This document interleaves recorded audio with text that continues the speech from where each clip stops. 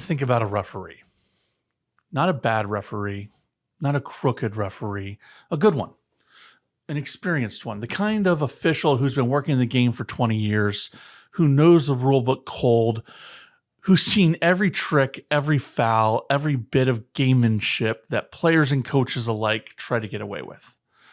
An official whose whole authority, whose whole reputation, whose entire reason for being on that field depends on one thing: impartiality. The moment that the referee stops becoming or even acting impartial, the game's over. Not because the score changed and not because there was some massive event on the field. It's because that nobody can trust what the score is anymore.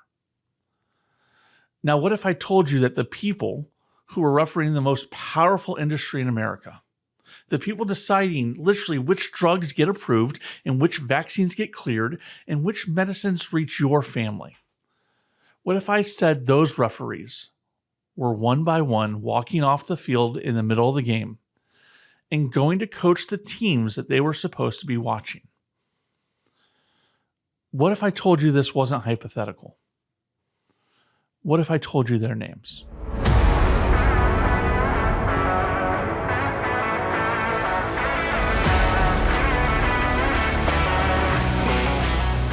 Welcome back to Bust Big Pharma. I'm Rob Burgess. And today we're going to talk about something that, when you understand it entirely, when you understand it completely, it should genuinely make you angry. Not just frustrated, not disappointed. It should actually make you angry. The kind of anger that comes from realizing you were being watched over by someone who was, the entire time, angling for a job from the very industry they were supposed to be watchdogging. We're going to be talking about the revolving door. Now, I know that phrase gets thrown around a lot, and you've heard it a lot. The revolving door between government and industry. You've heard it, you've nodded at it, you and your spouse have kind of probably given that side eye to each other. It's become one of those phrases that sounds alarming the very first time you hear it, and then it kind of just gets filed away. It's just the way things work. We kind of shrug it off. It's a sad day of life and a sad fact of life in Washington, D.C. I'm here today to tell you, don't shrug. Because what we're going to walk through today in this episode is not a vague, abstract concern about influence and access. It's a specific, documented, named pattern of behavior at the Food and Drug Administration, the agency whose entire reason for existing is to protect you from an industry that will, if left unchecked, prioritize profits over your safety. And we're going to do what this show does best. We're going to name names.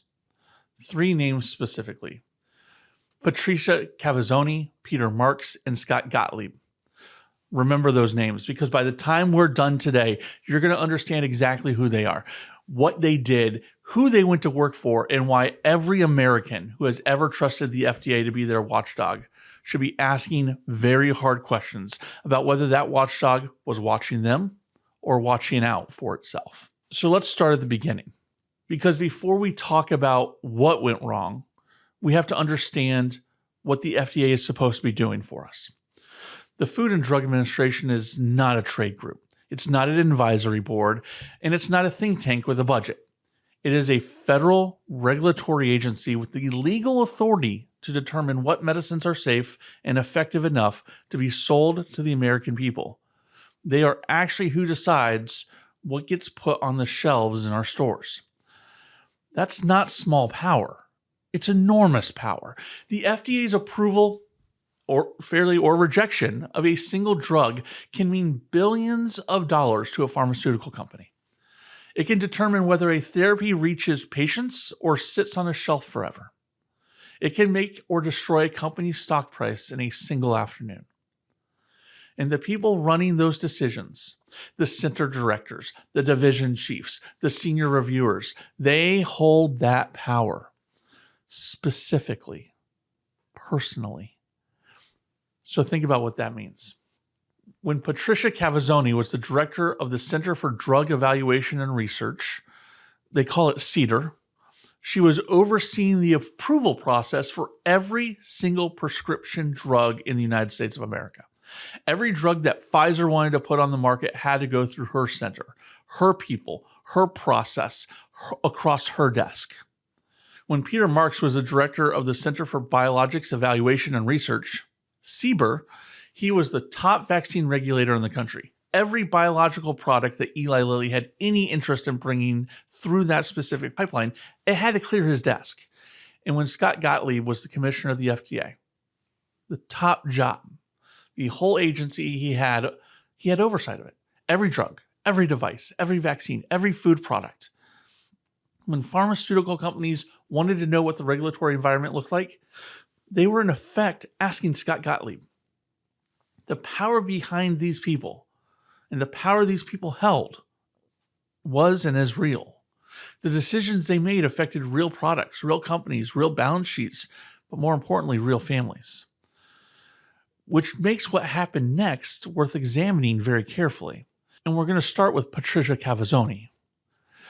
Dr. Cavazzoni is a physician. She's credentialed, she's experienced. Before she came to the FDA, she spent nearly 8 years at Pfizer. She was head of clinical science and operations. She was head of development operations. She was head of established worldwide safety and established products regulatory review. She knew Pfizer inside and out. She knew how they worked. She knew its pipeline, its people, and its culture. Then in 2018, she left Pfizer and joined the FDA. Specifically, she joined CDER, the Center for Drug Evaluation and Research, the very center that reviews drug applications from companies like Pfizer.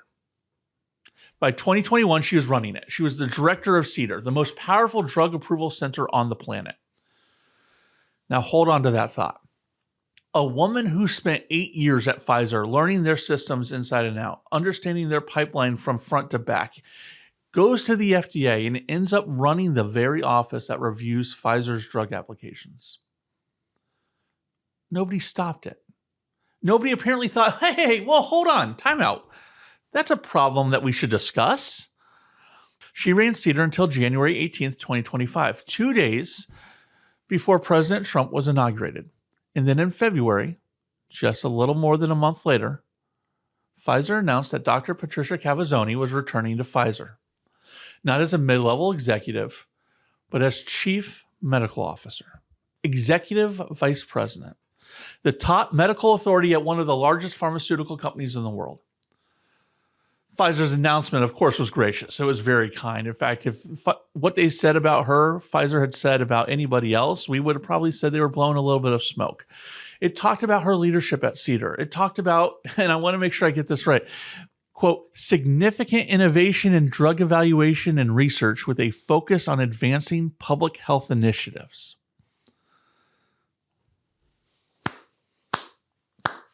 Lovely. Very complimentary. But here's what it didn't say. It didn't say, here's a woman who for years had final authority over the regulatory process that governed whether our company's drugs got to market. And she used to work for us. And now she's back. Now, I need to be precise here because precision matters. I'm not alleging that Patrizia Cavazzoni made any specific decision at the FDA for a corrupt reason. I'm not accusing her of a crime. The law has something that's called a cooling off period, a window of time after leaving government during which a former official cannot lobby their former agency. And she very well may have complied with that letter of the law. So here's my question for you, and I really do want you to sit with it for a second. Is legal compliance the standard we want to apply to the people who are supposed to be our watchdogs? Because here's what is true regardless of her legal compliance. The company submitting drug applications to CDER, including Pfizer, knew that the person reviewing those applications had come from Pfizer. They knew her. She knew them. They knew how she thought, how she operated, and what her priorities were. And the moment she left, Pfizer knew exactly who to call. That is the revolving door. It's not a conspiracy. It's a system. A comfortable, mutually beneficial, thoroughly institutionalized system in which the boundaries between regulator and regulated dissolve so gradually that nobody is supposed to notice. Well, I noticed, and I'm sure I'm not the only one. I'm sure a few of you listening have noticed. but so did Vinny Prasad, who, for the record, now serves as the director of CBER, the position that Peter Marks vacated. He called Cavazzoni's move, and I want to quote this accurately, quote, the core rot in American regulation. And he said that the behavior was abhorrent and that it should, quote, be criminal. That's not a fringe opinion. That's the sitting head of the FDA's Biologics Center, the person now doing the job of regulating the industry, saying that the way one of his predecessors left for that industry should be criminal. We got to let that land. We got to think about that for a second, because if their own internal systems are starting to call out their own actions, this is bigger than what we ever thought it could be. Now let's talk about Peter Marks. Dr. Marks ran CBER, the Center for Biologics Evaluation and Research, from 2016 until March of 2025. 9 years as one of the top FDA officials for vaccines and biologics regulatory operation. 9 years of overseeing the approval process for vaccines, gene therapy, cell therapy, the cutting edge of pharmaceutical innovation. He was, by all accounts, widely respected within the scientific community. He was seen as a serious scientist, a steady hand. And when he resigned, biotech stock prices dropped. That's not a small thing. That tells you how much weight the market put on his presence at the FDA, because his judgment affected their bottom lines. He was a trusted regulator. Now, the circumstances for Marks' departure are worth acknowledging honestly. He didn't leave quietly for a better opportunity. He was, in effect, pushed out. He wrote in his resignation letter, and this was widely reported, that it had become clear to him that, and again, I'm going to quote this to make sure it's right, that, quote, truth and transparency are not desired by the secretary. He was referring to Secretary Robert F. Kennedy Jr. He said that Secretary Kennedy wanted, in his own words, quote, subservient confirmation of his misinformation and lies. Those are strong words. That's a very heated and battle-lined allegation. And I'm not going to adjudicate that dispute today. That's a separate episode, and we will get to that episode. But what I will say is this.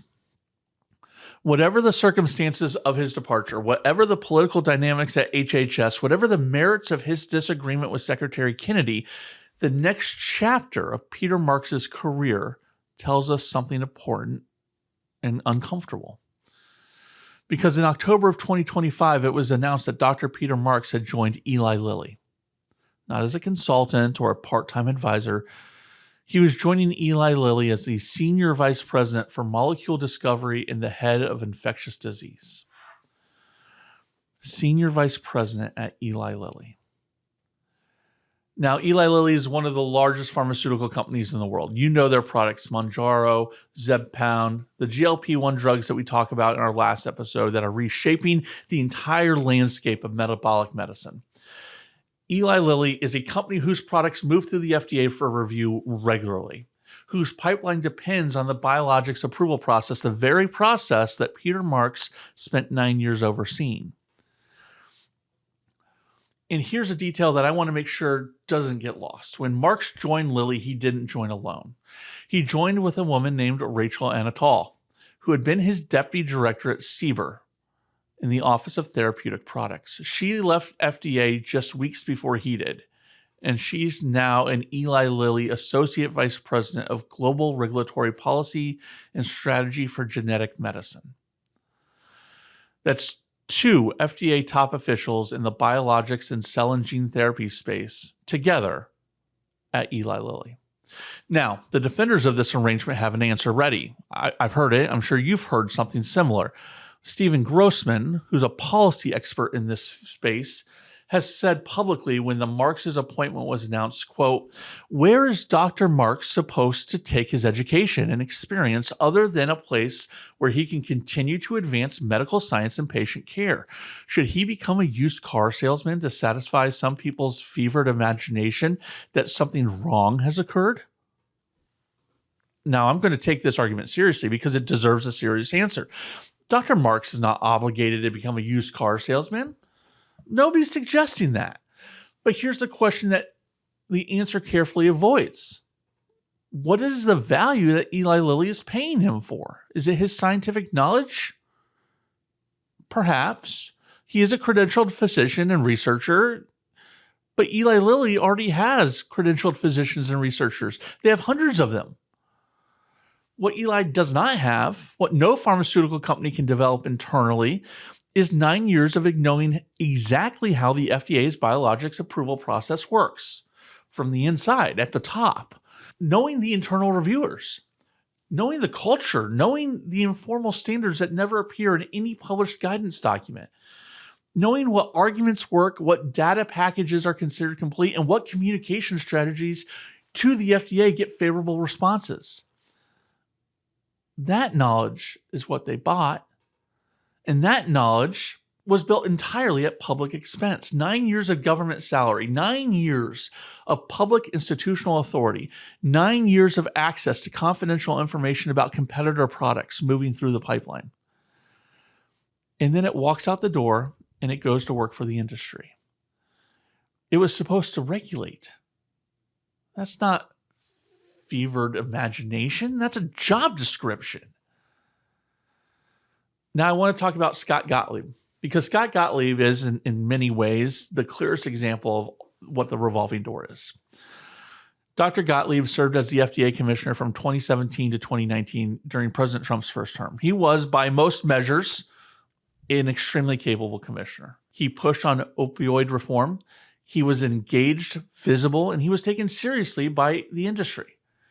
He left the FDA in April of 2019 voluntarily. He cited a desire to spend more time with his family. And I've got to tell you, that's a reason that here in Washington, D.C., everyone hears and everyone understands. Within months, Scott Gottlieb was on Pfizer's board of directors. Not a year, not after some lengthy cooling off period, months. He still sits on that board today. Now let's think about what a board seat means. This is not a ceremonial role or title. This is not an honorary position. A board member of a major public corporation has legal duties, fiduciary duties. They are obligated to act in the financial interests of that company. They receive compensation for that service. They are, in the most formal legal sense possible, working for Pfizer. And Scott Gottlieb ran the agency that regulated Pfizer. And he works for them now. The man who set the tone, the agenda, the regulatory philosophy of the entire Food and Drug Administration during a very formative period, including the early groundwork that would shape how COVID-19 vaccines move through the emergency authorization process, sits on the board of the company that made one of those vaccines. And here's what makes Scott Gottlieb's case particularly instructive. He has remained a prominent public voice on pharmaceutical policy. He's frequently quoted in major publications. He appears on television. He writes op-eds. He comments on FDA's decisions, and he weighs in on drug pricing debates. And how many of those appearances does the headline read Scott Gottlieb, Pfizer board member? Sometimes, but not always. Sometimes he's introduced simply as former FDA commissioner, the man who is legally obligated to advance Pfizer's interests because that is what a board member does, speaking on pharmaceutical policy as though he is a neutral observer. But he's not. He's not a neutral observer. He hasn't been a neutral observer since the day he joined the board. And I want to be clear. I'm not alleging that Scott Gottlieb has done anything illegal. I'm not accusing him of anything. The cooling off laws have narrow scope. They restrict certain specific communications. They do not restrict board service. They do not restrict public commentary. They do not restrict the use of everything a former commissioner learned at the FDA in his capacity as a director of one of the world's largest pharmaceutical companies. The law allows all of it. And that, right there, is the problem. Now, I want to step back from the individuals for a moment because I think it matters. It genuinely matters that I say this clearly. The problem here is not primarily about Patrizia Cavazzoni, Peter Marks, or Scott Gottlieb as people. They're not cartoon villains. They're accomplished professionals who followed a path that Washington, D.C. has made very, very easy to follow. A path that the system not only permits, but it quietly encourages. The problem here is the system. And to understand the system, you have to understand how the FDA is funded, because this is where it gets interesting.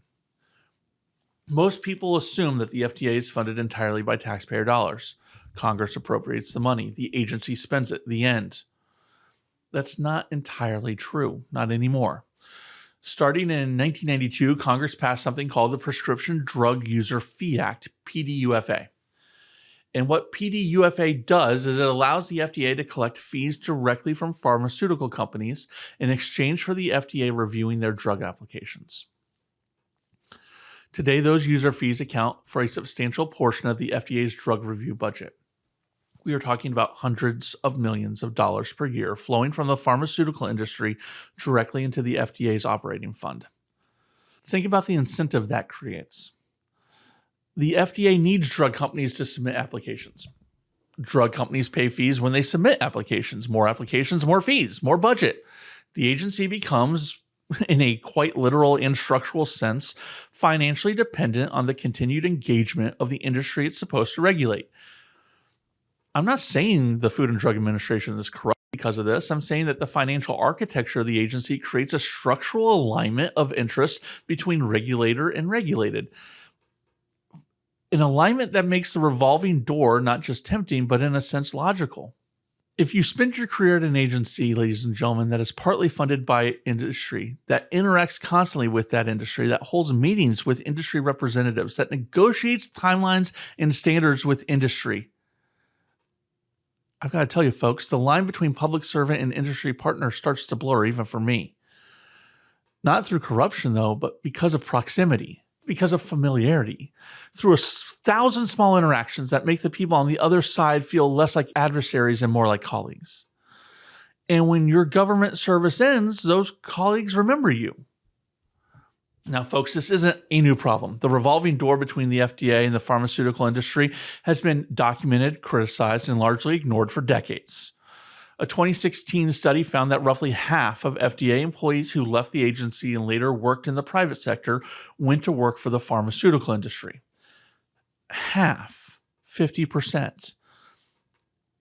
Of the people who had been deciding whether pharmaceutical products were safe and effective enough to sell to Americans, half went to the industry. And the argument that is always made, the argument we've already heard from Steve Grossman in defense of Peter Marks, is that this is inevitable, that you can't expect the most expert people in the pharmaceutical regulation space to never work in the pharmaceutical industry. That expertise has to go somewhere.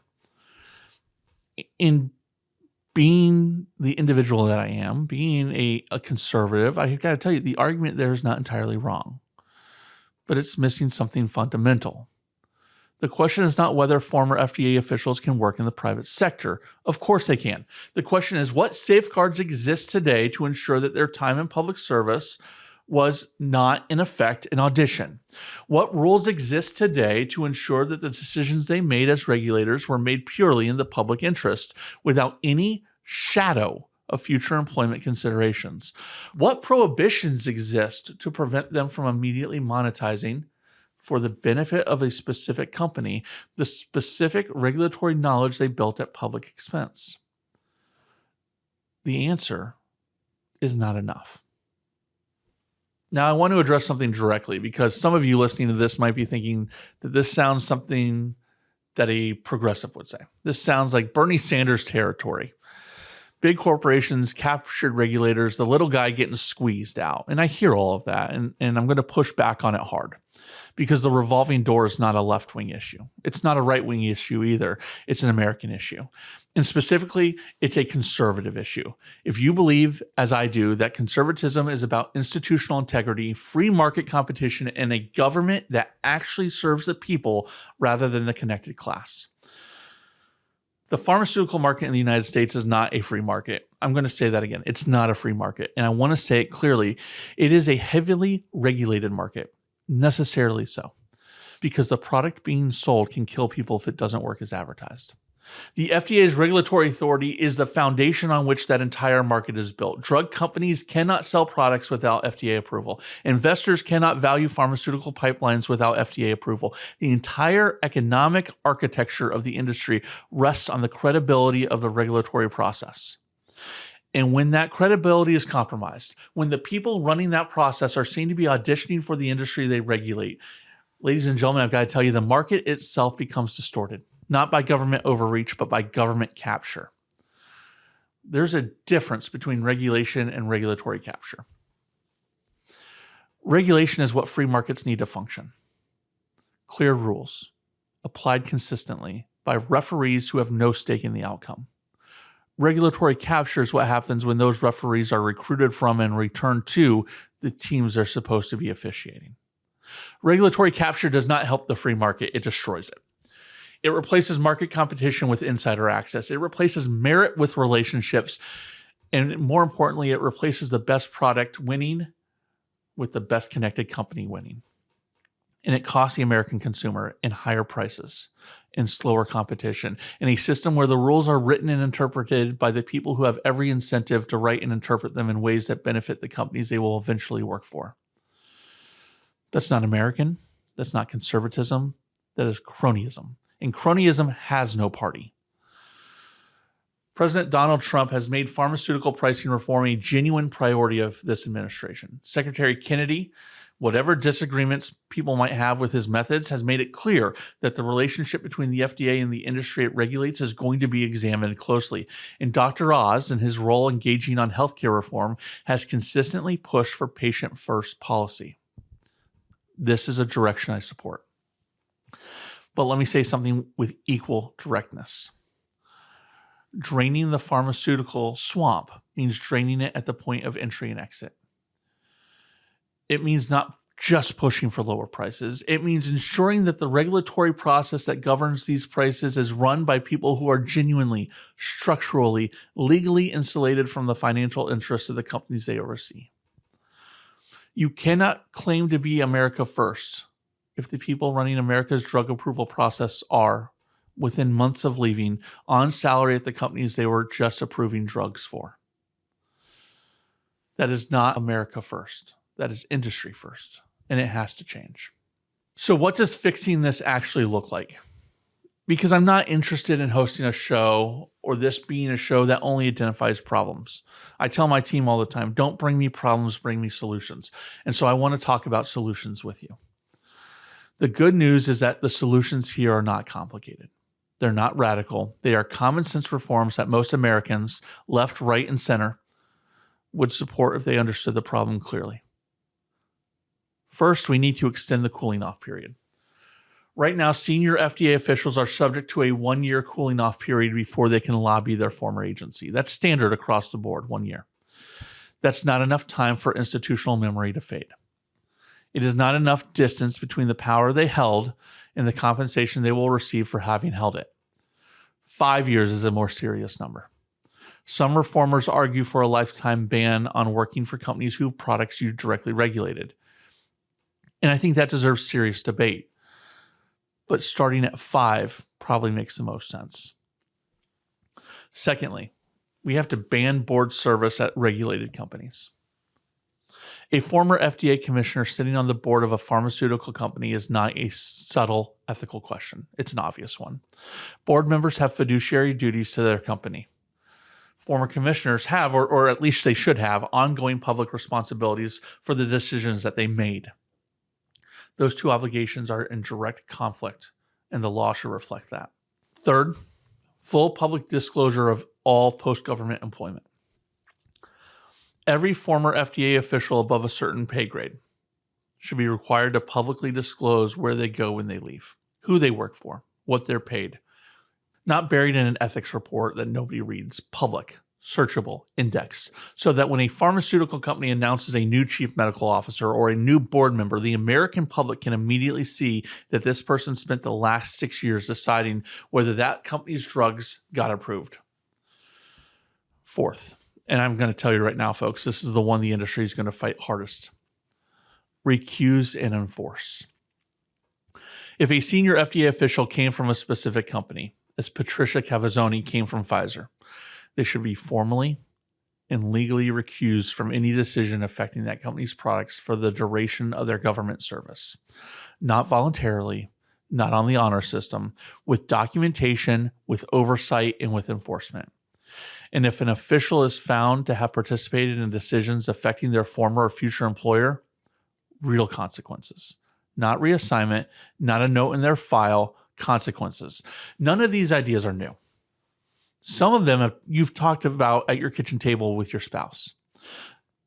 Government reformers have been proposing versions of these for years. Some have passed in narrow forms. Most have died in committee, lobbied to death by the very industry that benefits from the current arrangement. Because here's the thing about the revolving door that makes it so durable. Everyone inside it has an incentive to keep spinning. The companies want access to people who know the regulatory process. The officials want post-government careers that pay commensurate with their experience and their expertise. The law firms and consulting shops that sit in between want the fees that they can collect that come from facilitating both sides of the arrangement. Nobody in this system has an interest in stopping it, except you. The American patient, the American taxpayer, the American family standing at the pharmacy counter wondering why the medicine their doctor just prescribed costs more in the United States than anywhere else on earth. Because that system is supposed to keep medicine affordable. And it's staffed at its highest level by people who are 1 year away from going to work for the companies that want it to be expensive. Now, I'm going to close today with something that I think gets to the heart of why this issue matters. The FDA was created to be trusted. That, in its truest sense, is its function. It's not just to approve drugs. Any technical bureau can approve drugs. The FDA's function is to be the institution that stands between an extremely powerful industry and an extremely vulnerable public, and to be trusted, genuinely, durably trusted, to make the call without fear or favor. And we know that trust is not automatic. It's earned, and trust is fragile. Every time a senior official walks out the door and into a corner office at a company that they were just regulating, trust takes a hit. It might be a small one. It might be one that most people never notice because it's buried in a press release. But the hits accumulate. And eventually, and I would argue that we are getting close to eventually, the accumulated damage to that trust reaches a point where the FDA's approval of a drug means something different than it used to mean. Where FDA approved stops meaning a group of independent scientists with no financial stake in the outcome determined this medicine is safe and effective. And it starts meaning a group of people who came from the industry, who will return to the industry, who know the industry personally and professionally, decided to allow this product to proceed. That's not the same. And we can't pretend that it is. Patrizia Cavazzoni, Peter Marks, Scott Gottlieb. These are not anonymous bureaucrats. These are the people who ran the most important regulatory office in American healthcare. They made decisions that shaped which medicines reached patients at what prices. And then they went to work for the industry those decisions affected. The referee walked off the field and went to coach the team. And the game, your game, your family's game, every American who depends on the FDA to be in their corner is still being played. And I don't know what you think, but I think that you deserve referees who work for you. This is Bust Big Pharma. I'm Rob Burgess. We'll be back next week.